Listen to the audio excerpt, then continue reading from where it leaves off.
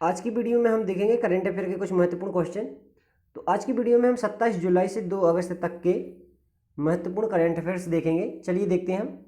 तो यहाँ पर देखिए हमें दिया हुआ है कि विश्व जूनियर स्क्वैश चैंपियनशिप 2025 में 15 वर्षों के बाद भारत के लिए कांस्य पदक किसने जीता है। तो जूनियर स्क्वैश चैंपियनशिप 2025 में भारत के लिए कांस्य पदक जीता है अनाहत सिंह ने। ठीक है, अनाहत सिंह विश्व स्क्वैश चैंपियनशिप में महिला एकल स्पर्धा में कांस्य पदक जीता है, जो देश के लिए 15 वर्षों के बाद पहला पदक है। इससे पहले किसने जीता था? तो 2010 में दीपिका पल्लिकल ने 2010 में जूनियर वर्ल्ड कप में कांस्य पदक जीता था। ठीक है, आगे देखेंगे हम। आगे दिया हुआ है कि बोल्ड कुरुक्षेत्र अभ्यास 2025 किन दो देशों के बीच आयोजित किया गया है।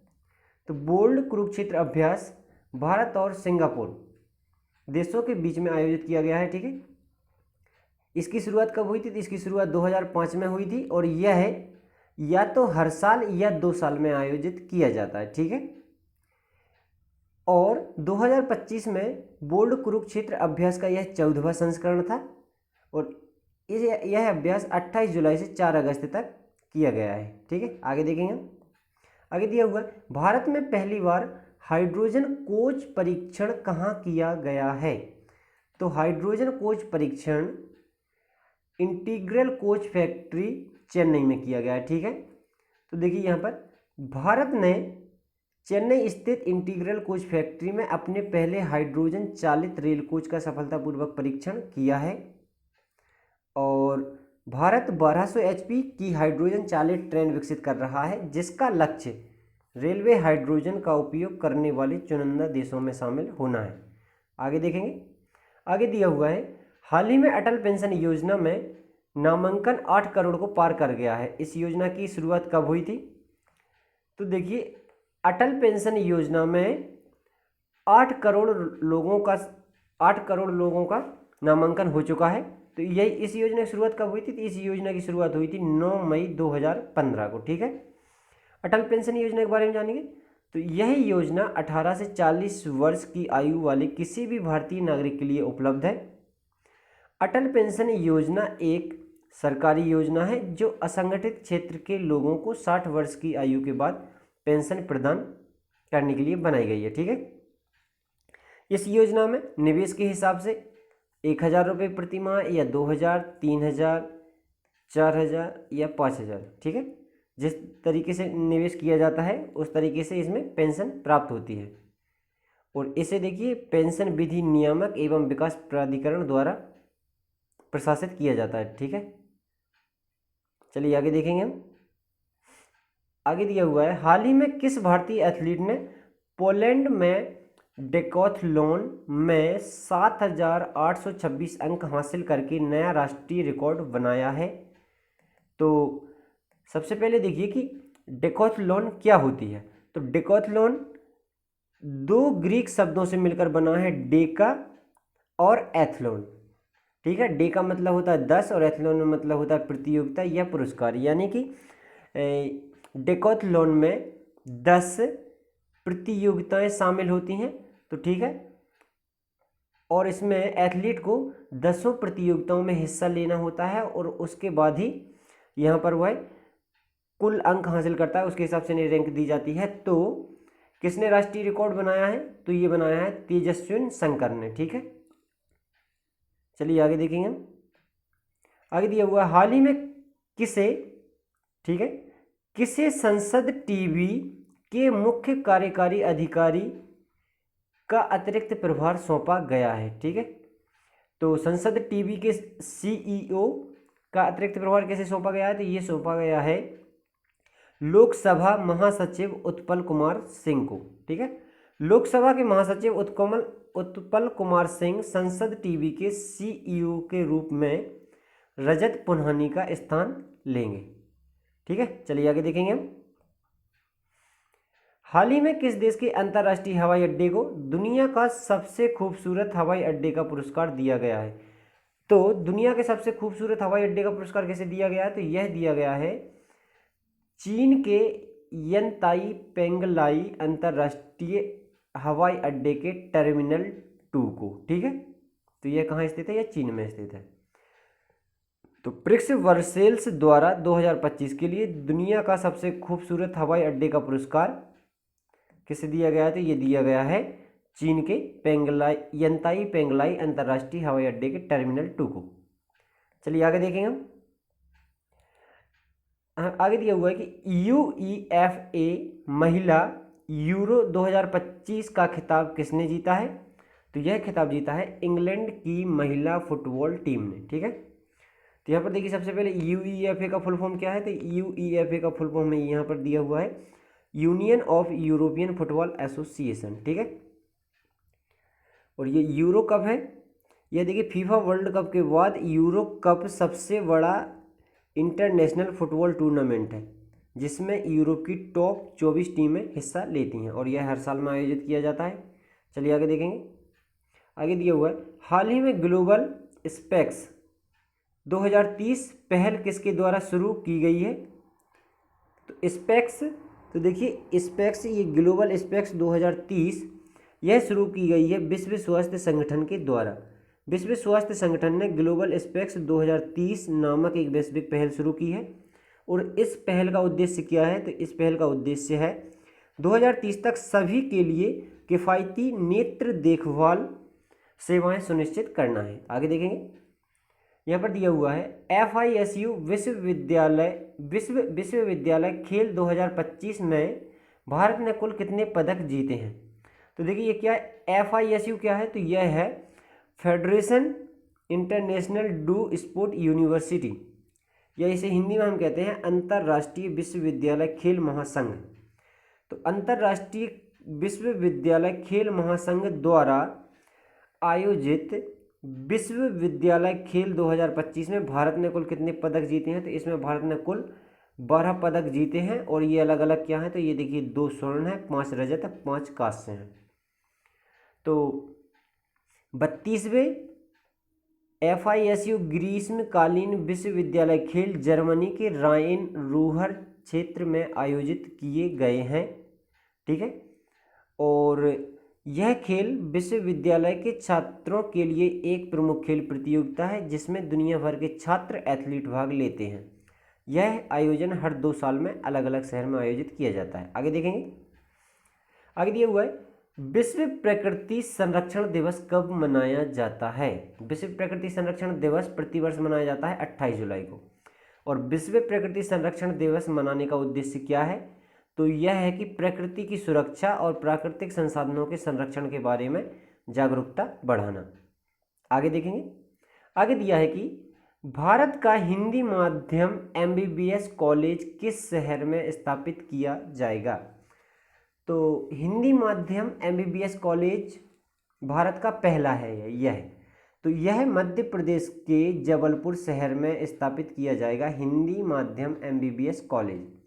तो याद रखना है कि मध्य प्रदेश के जबलपुर शहर में। ठीक है, यह कॉलेज 2027-28 के शैक्षणिक सत्र में शुरू होगा और यहाँ पर सभी चिकित्सा शिक्षा परीक्षाएं, नैदानिक प्रशिक्षण पूरी तरह से हिंदी में आयोजित किए जाएंगे। आगे देखेंगे।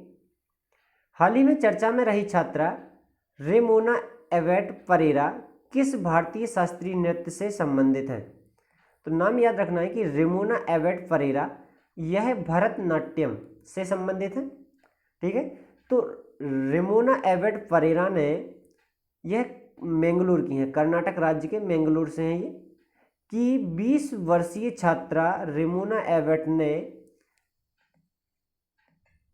170 घंटे निरंतर 170 घंटे भरतनाट्यम का प्रदर्शन कर विश्व रिकॉर्ड बनाया है। ठीक है, और इस रिकॉर्ड को golden book of world records ने मान्यता दी है। आगे देखेंगे।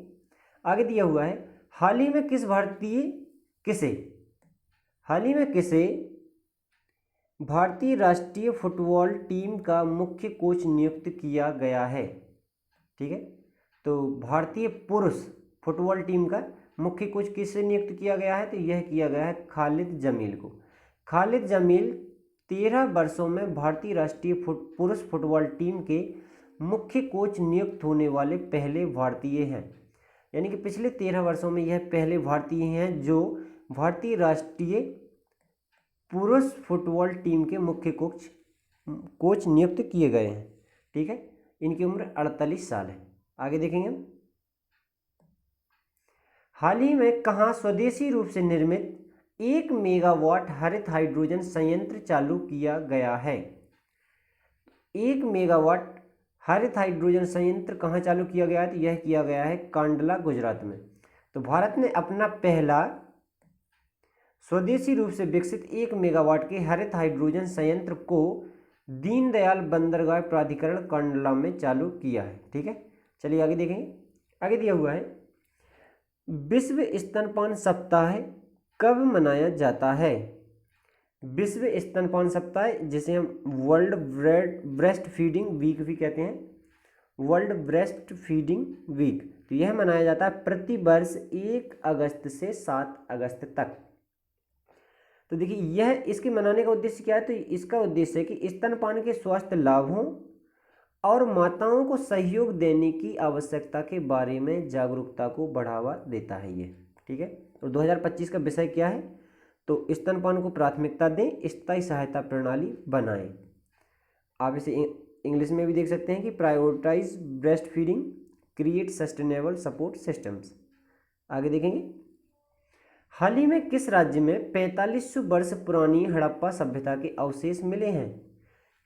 यानी कि कह रहा है कि किस राज्य में हड़प्पा सभ्यता के अवशेष मिले हैं हाल ही में? तो यह देखिए राजस्थान राज्य में हड़प्पा सभ्यता के अवशेष मिले हैं। तो राजस्थान की जैसलमेर जिले की रातड़िया री डेरी में, तो हम कह सकते हैं कि राजस्थान के जैसलमेर जिले में हड़प्पा सभ्यता के अवशेष मिले हैं। यह जैसलमेर जिले में सिंधु घाटी सभ्यता की पहली ज्ञात बस्ती है, यह पहली साइट है। यह खोज उत्तरी राजस्थान और गुजरात के बीच पुरातात्विक खाई को पाटती है या कम करती है। आगे देखेंगे। आगे दिया है कि विश्व फेफड़े का कैंसर दिवस कब मनाया जाता है? विश्व फेफड़े का कैंसर दिवस यह प्रतिवर्ष 1 अगस्त को मनाया जाता है। इस दिवस को मनाने का उद्देश्य क्या है? तो इसका उद्देश्य कि फेफड़ों के कैंसर, इसके प्रभाव और रोकथाम, शीघ्र पहचान और उन्नत उपचार के महत्व के बारे में जागरूकता बढ़ाना है। 2025 का विषय क्या है? तो इसका 2025 का विषय है stronger together United for lung cancer awareness. चलिए आगे देखेंगे। आगे दिया हुआ है हाल ही में चर्चित पुस्तक the loneliness of Sonia and Sunny के लेखक या लेखिका कौन है? तो the loneliness of Sonia and Sunny, इसकी लेखिका कौन है? किरण देसाई हैं। इसी उपन्यास के लिए किरण देसाई को 2025 के बुकर पुरस्कार के लिए लॉन्ग लिस्ट में शामिल किया गया है। ठीक है, किरण देसाई इससे पहले देखिए 2006 में अपनी पुस्तक द इनहेरिटेंस ऑफ लॉस के लिए बुकर पुरस्कार जीत चुकी हैं। ठीक है, और 2025 में भी उन्हें the loneliness of Sonia and Sunny के लिए लिस्ट में शामिल किया गया है। चलिए आगे देखेंगे। आगे दिया हुआ है हाल ही में भारतीय सेना द्वारा दिव्य दृष्टि अभ्यास का आयोजन कहाँ किया गया है? तो भारतीय सेना द्वारा दिव्य दृष्टि अभ्यास का आयोजन सिक्किम राज्य में किया गया है। ठीक है, तो यह अभ्यास पूर्वी सिक्किम में उच्च ऊंचाई वाली परिचालन स्थितियों में आयोजित किया गया है। ठीक है, और दिया हुआ है हमें कि इसका उद्देश्य एआई आधारित युद्ध क्षेत्र जागरूकता, वास्तविक समय निगरानी और अगली पीढ़ी की युद्ध तकनीक का परीक्षण करना है। आगे देखेंगे। आगे दिया हुआ है कि सार्वजनिक निजी भागीदारी, यानी कि इसे PPP model, public private partnership model के अंतर्गत विकसित पहला भारतीय अंतर्राष्ट्रीय हवाई अड्डा कौन सा है? तो पीपीपी मॉडल पर आधारित विकसित पहला अंतर्राष्ट्रीय हवाई अड्डा है कोचीन अंतर्राष्ट्रीय हवाई अड्डा लिमिटेड। इसका शॉर्ट फॉर्म है कि CIAL, Cochin international airport limited. ठीक है, तो कोचीन अंतर्राष्ट्रीय हवाई अड्डा लिमिटेड विश्व का पहला पूर्णतः सौर ऊर्जा संचालित हवाई अड्डा भी है। ठीक है, याद रखना है कि पीपीपी मॉडल के अंतर्गत विकसित पहला भारतीय अंतर्राष्ट्रीय हवाई अड्डा कौन सा है, तो यह है कोचीन अंतर्राष्ट्रीय हवाई अड्डा लिमिटेड। आगे देखेंगे, आगे दिया है एशियाई रग्बी अंडर-20 चैंपियनशिप 2025 का आयोजन कहाँ किया जाएगा। तो यह आयोजन कहाँ किया जाएगा, यह आयोजन बिहार में राजगीर स्पोर्ट्स कॉम्प्लेक्स में किया जाएगा। ठीक है, यह चैंपियनशिप एशियाई रग्बी अंडर-20 चैंपियनशिप 9 और 10 अगस्त 2025 को राजगीर स्पोर्ट कॉम्प्लेक्स में आयोजित की जाएगी। इसमें एशियाई देशों की शीर्ष 8 पुरुष और महिला टीमें भाग लेती हैं और इसका शुभंकर क्या है, तो इसका शुभंकर है अशोक नाम का एक खरगोश। ठीक है, खरगोश इसलिए क्योंकि रग्बी की एक प्रमुख विशेषता क्या है, चपलता, तो खरगोश उसी का प्रतीक है। ठीक है, आगे देखेंगे, हाल ही में किसे 43वें लोकमान्य तिलक राष्ट्रीय पुरस्कार से सम्मानित किया गया है। तो किसे 43वें लोकमान्य तिलक राष्ट्रीय पुरस्कार से सम्मानित किया गया है, तो यह किया गया है केंद्रीय मंत्री नितिन गडकरी जी को। ठीक है, यह पुरस्कार लोकमान्य तिलक स्मारक ट्रस्ट द्वारा राष्ट्रीय प्रगति में उल्लेखनीय योगदान के लिए प्रदान किया जाता है। राष्ट्रीय प्रगति में उल्लेखनीय योगदान के लिए, तो यह किसे दिया गया है, यह 43वां लोकमान्य तिलक राष्ट्रीय पुरस्कार, यह केंद्रीय मंत्री नितिन गडकरी जी को। इस पुरस्कार में क्या क्या दिया जाता है, तो इस पुरस्कार में 1 लाख रुपये नगद और प्रशस्ति पत्र शामिल है। आगे देखेंगे हम, हाल ही में पीएम किसान सम्मान निधि की कौन सी किस्त जारी की गई है। पीएम किसान सम्मान निधि की अभी अगस्त में ये 20वीं किस्त जारी की गई है। ठीक है, तो प्रधानमंत्री नरेंद्र मोदी ने वाराणसी से पीएम किसान सम्मान निधि की 20वीं किस्त जारी की है और 9.7 करोड़ से अधिक किसानों के खातों में 20,500 करोड़ के अंतरण किए हैं। इसकी शुरुआत कब हुई थी, पीएम किसान सम्मान निधि की शुरुआत हुई थी 1 फरवरी 2019 में। अब पीएम किसान सम्मान निधि क्या है, तो पीएम किसान सम्मान निधि भारत भर के छोटे और सीमांत किसानों को वित्तीय सहायता प्रदान करने वाली एक सरकारी योजना है। इस योजना के तहत पात्र किसानों को 3 समान किस्तों में उनके बैंक खातों में सालाना 6,000 रुपये दिए जाते हैं। एक साल में 6,000 दिए जाते हैं और 3 किस्तों में दिए जाते हैं, यानी कि एक किस्त में 2-2 हज़ार रुपये। ठीक है, आगे देखेंगे, उत्तर प्रदेश राज्य का पहला निजी स्वामित्व वाला रेलवे स्टेशन कौन सा है। ठीक है, तो उत्तर प्रदेश का निजी स्वामित्व वाला पहला रेलवे स्टेशन कौन सा बना है, तो यह हाल ही में गोमती नगर रेलवे स्टेशन बना है। ठीक है, यह उत्तर प्रदेश राज्य का पहला है जिसका संचालन निजी स्वामित्व में है। ठीक है, तो गोमती नगर रेलवे स्टेशन अब उत्तर प्रदेश और पूर्वोत्तर रेलवे जोन का पहला निजी स्वामित्व वाला रेलवे स्टेशन है। और आगे देखिए, इसके प्रबंधन के निजीकरण का उद्देश्य क्या है कि विश्व स्तरीय यात्री सुविधाएं प्रदान करना है। चलिए आगे देखेंगे हम, आगे दिया हुआ है 71वें राष्ट्रीय फिल्म पुरस्कार 2025 में सर्वश्रेष्ठ अभिनेता का पुरस्कार किसे दिया गया है। 71वें राष्ट्रीय फिल्म पुरस्कार 2025 में सर्वश्रेष्ठ अभिनेता का पुरस्कार किसे दिया गया है, तो ये संयुक्त रूप से 2 लोगों को दिया गया है। एक देखिए शाहरुख खान और विक्रांत मैसी, जो 12th फेल के हीरो हैं विक्रांत मैसी, इन दोनों को संयुक्त रूप से दिया गया है। शाहरुख खान को जवान मूवी के लिए दिया गया है और विक्रांत मैसी को 12th फेल के लिए दिया गया है। तो हम कह सकते हैं कि यह सर्वश्रेष्ठ अभिनेता का पुरस्कार 2 लोगों को दिया गया है, शाहरुख खान और विक्रांत मैसी को। ठीक है, 71वें राष्ट्रीय फिल्म पुरस्कारों की घोषणा नई दिल्ली स्थित राष्ट्रीय मीडिया केंद्र में की गई है। और 71वें राष्ट्रीय फिल्म पुरस्कारों के लिए पात्रता क्या थी, तो देखिए ये क्या थी, मतलब 1 जनवरी 2023 से 31 दिसंबर 2023 के बीच रिलीज हुई फिल्में जो CBFC द्वारा प्रमाणित फिल्में हैं। ठीक है, और इसमें सर्वश्रेष्ठ अभिनेत्री का पुरस्कार किसे दिया गया है, तो यह दिया गया है रानी मुखर्जी को, मिसेज चटर्जी बनाम नॉर्वे में इनकी मुख्य भूमिका के लिए। और सर्वश्रेष्ठ फीचर फिल्म कौन सी रही है, तो यह रही है द 12th फेल, ठीक है, जिसमें विक्रांत मैसी मुख्य भूमिका में थे। आगे देखते हैं, अंडर 17 महिला विश्व कुश्ती चैंपियनशिप 2025 में भारत ने कुल कितने पदक जीते हैं, तो अंडर 17 महिला विश्व कुश्ती चैंपियनशिप 2025, इसमें भारत ने कुल 5 पदक जीते हैं, 2 स्वर्ण 2 रजत 1 कांस्य। और देखिए एथेंस में हुए थे ये अंडर 17 महिला विश्व कुश्ती चैंपियनशिप, यह कहाँ आयोजित की गई है, एथेंस में। तो अंडर 17 महिला विश्व कुश्ती चैंपियनशिप में भारतीय महिला विजेता सूची। तो यहाँ पर देखिए रचना, इन्होंने 43 किलोग्राम में स्वर्ण पदक जीता है। अश्विनी बिश्नोई ने 65 किलोग्राम वर्ग में स्वर्ण पदक जीता है। मोनी ने 57 किलोग्राम वर्ग में रजत, और काजल ने भी 73 केजी में रजत जीता है। और कोमल वर्मा ने 69 किलोग्राम वर्ग में कांस्य पदक जीता है, ठीक है।